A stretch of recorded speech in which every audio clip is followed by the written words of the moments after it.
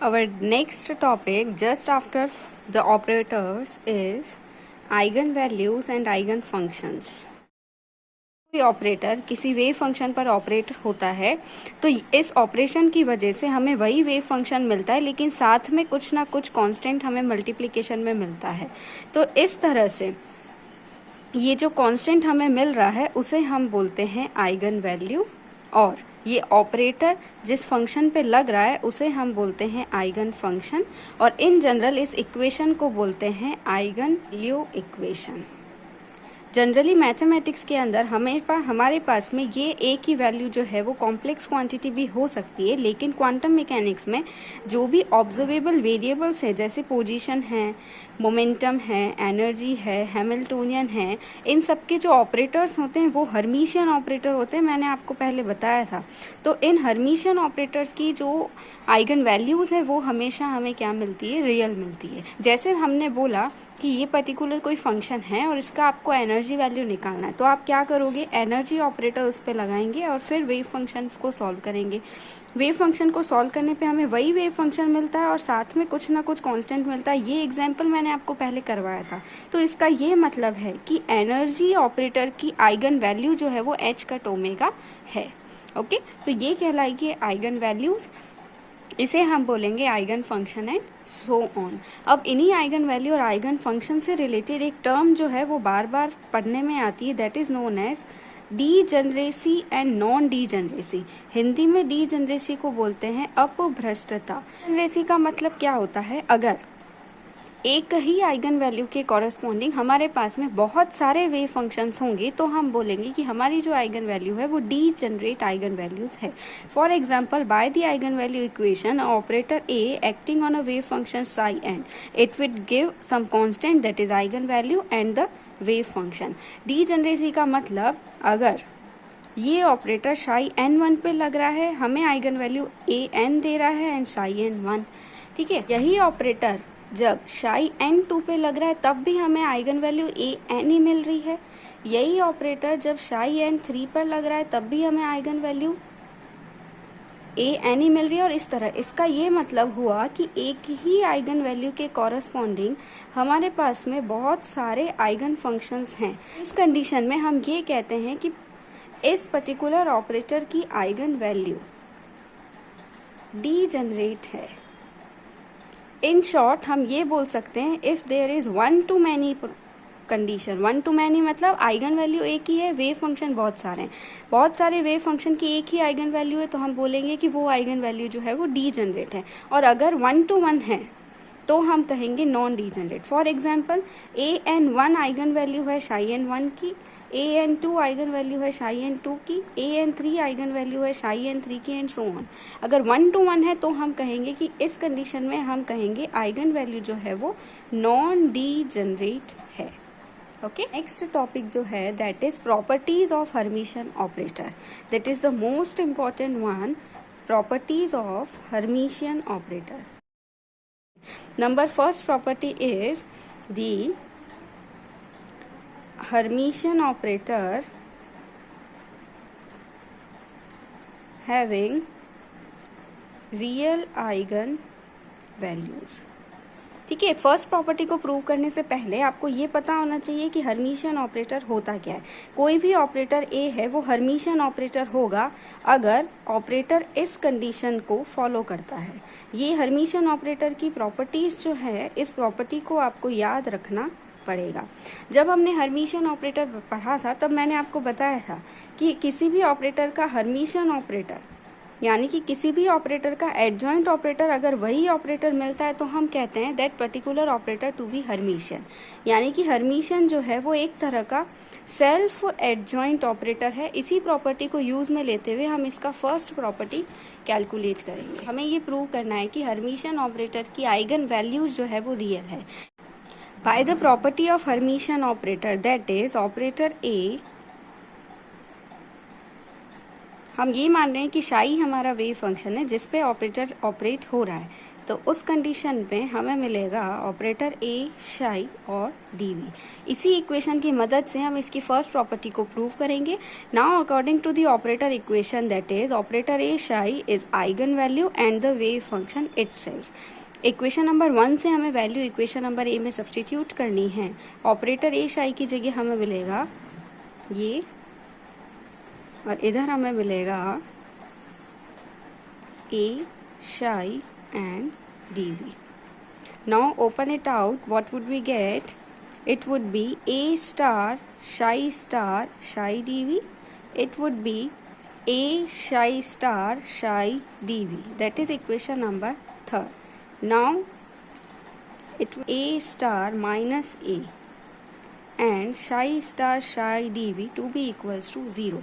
हमने आपको बताया था कि ऑपरेटर्स क्वांटम मैकेनिक्स के अंदर ऑपरेटर जिन वेव फंक्शंस पर लगते हैं वो उन्हें स्क्वायर इंटीग्रेबल होना चाहिए। स्क्वायर इंटीग्रेबल का मतलब शाई स्टार शाई शुड बी इक्वल्स टू 1। इसका ये मतलब है कि इस इक्वेशन के अंदर ये टर्म तो 0 के बराबर हो नहीं सकती। इसका मतलब A star minus A is equals to 0, hence A star is equals to A. Star complex conjugate को बताता है, और देखिए हमने किसी भी फंक्शन का कॉम्प्लेक्स कॉन्जुगेट लिया और हमें वही फंक्शन मिला। इसका क्या मतलब है? ये मतलब है कि ये क्वांटिटी जो है वो रियल है, hence the eigenvalues of Hermitian operator are real. देखो एक एग्जांपल, अगर मैंने 2 लिया, 2 का स्टार करूंगी तो मुझे 2 ही मिलेगा। रियल क्वांटिटीज का कॉम्प्लेक्स कॉन्जुगेट हमें एज इट इज वही मिलता है। अगर ये कॉम्प्लेक्स होता 2 आयोटा होता तो इसका हमें कॉम्प्लेक्स कॉन्जुगेट माइनस का 2 आयोटा मिलता। Our next property is for a Hermitian operator, eigenfunctions corresponding to different eigenvalues are mutually orthogonal। Statement का मतलब क्या है? हमारे पास में 2 आइगन फंक्शंस होंगे और इन दोनों आइगन फंक्शंस के लिए अलग अलग आइगन वैल्यूज होगी। हम कंसीडर कर रहे हैं कि शाई एन के लिए आइगन वैल्यू है ए एन और शाई एम के लिए आइगन वैल्यू है ए एम। हमें ये प्रूव करना है कि इन दोनों वेव फंक्शन जिनके कॉरस्पॉन्डिंग 2 अलग अलग आइगन वैल्यूज हैं, ये वेव फंक्शन म्यूचुअली ऑर्थोगोनल है। Do remember the condition for the orthogonal wave function is शाई एम स्टार शाई एन डीवी इज 0, या फिर एक फंक्शन का कॉम्प्लेक्स कॉन्जुगेट और दूसरे फंक्शन एज इट इज, इसका इंटीग्रेशन 0 आता है, तो हम ये कहते हैं this is the condition for the orthogonality. Okay, अब हमें इस ऑर्थोगोनल कंडीशन को प्रूव करना है। Again by the definition of Hermitian operator, it is operator है 2 अलग अलग वेव फंक्शन हैं हमारे पास में, दैट इज शाई एन, और दूसरा वेव फंक्शन हमने कंसीडर किया psi M. It would give psi N star operator A psi M dV. Okay, this is equation number 1। The operator equation would set, अगर हम एन पर लगा रहे हैं तो हमारे आइगन वैल्यू ए एन मिलेगा, और अगर हम इसे m पर लगा रहे हैं तो हमें आइगन वैल्यू ए एम मिलेगा। हमें इक्वेशन नंबर 2 से वैल्यूज को इक्वेशन नंबर 1 में सब्स्टिट्यूट करना है। देखिए हमें क्या मिलेगा।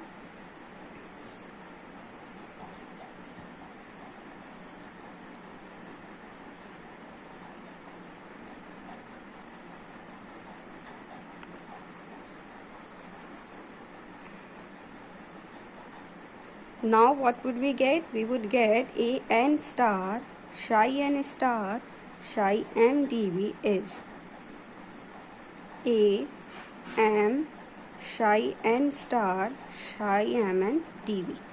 By the property that eigenvalues are always real, we can write it to be a n, that is psi n star psi m dv is a m psi n star psi m dv। आप इसे solve कीजिए, आपको मिलेगा A n minus A m is psi n star psi m dv to be 0। अब देखिए हमने prove करने से पहले हमने ये कंसीडर किया है कि ए एन और ए एम जो है वो 2 डिफरेंट आइगन वैल्यूज है। इसका क्या मतलब हुआ? इसकी वैल्यू तो 0 नहीं हो सकती इसका ये मतलब है कि इस फंक्शन की वैल्यू क्या है, 0, और इस फंक्शन की वैल्यू का 0 आना ये प्रूव करता है कि psi n and psi m are two mutually orthogonal wave function. Our next question is, we have the operator del square del x square minus x square, and we have the eigen function e raised to minus x square by 2. ये eigen function हमें दे रखा है और ये हमारा operator है, हमें eigen value को कैलकुलेट करना है. ओके, तो आइगन वैल्यू इक्वेशन के according this a is the eigen value. So we would get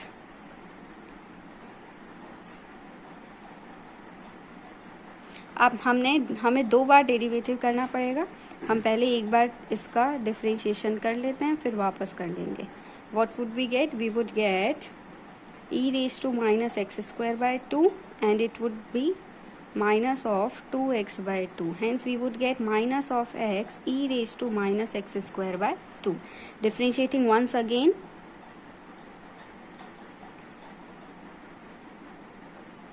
we would get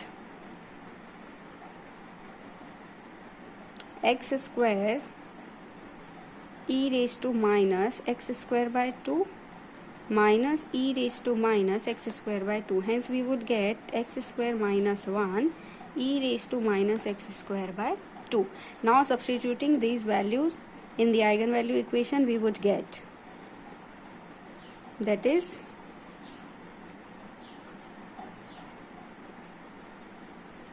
हमें क्या मिलेगा देखिए.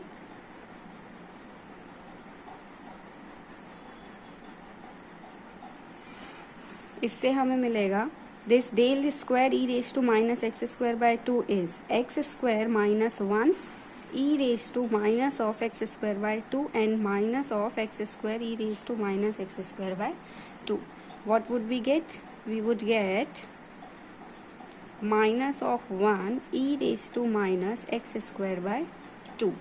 This is hence d square by del x square minus of x square e raised to minus x square by 2 is minus of 1 e raised to minus x square by 2. Again, this is operator, this is eigen function, this is eigen value. इसका ये मतलब हुआ कि इस operator की eigen value -1 आएगी. Okay, thank you. आपको ज़्यादा से ज़्यादा प्रैक्टिस करनी है इसमें, क्योंकि ये ऑपरेटर जो हैं वो टोटली प्रैक्टिस से ही आपका क्लियर होगा. अगर मैं ये मान लूँ कि operator is d by d x और इसका eigen function e raise to iota x है and eigen value is minus of iota, then you have to calculate the eigen function and eigen values for the operator 2 iota minus of 2 iota d by dx. हमें क्या दे रखा है? Let us take an example. If operator d by dx has eigen function as e raised to iota x and eigen value is minus iota, then you have to calculate the eigen values and eigen function correspond to this operator.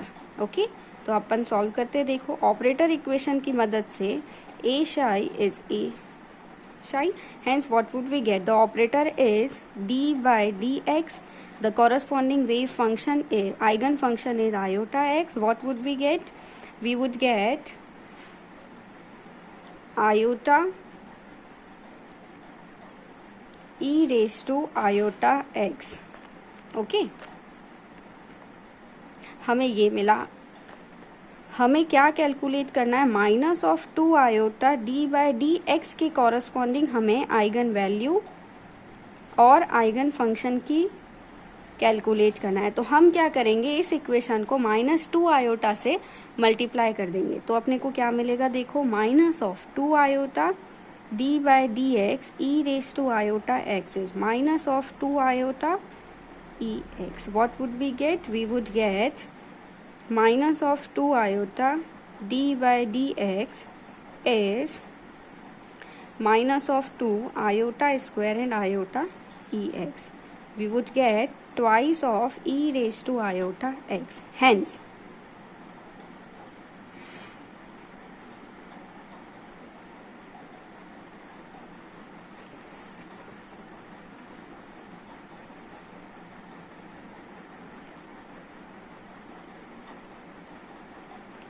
इसका क्या मतलब हुआ, देखो ये operator है, this is a wave function, this is eigen value and this is again the wave function. इसका मतलब minus of 2 iota d by d x operator का eigen function e raise to iota x है और eigen value जो है वो 2 है।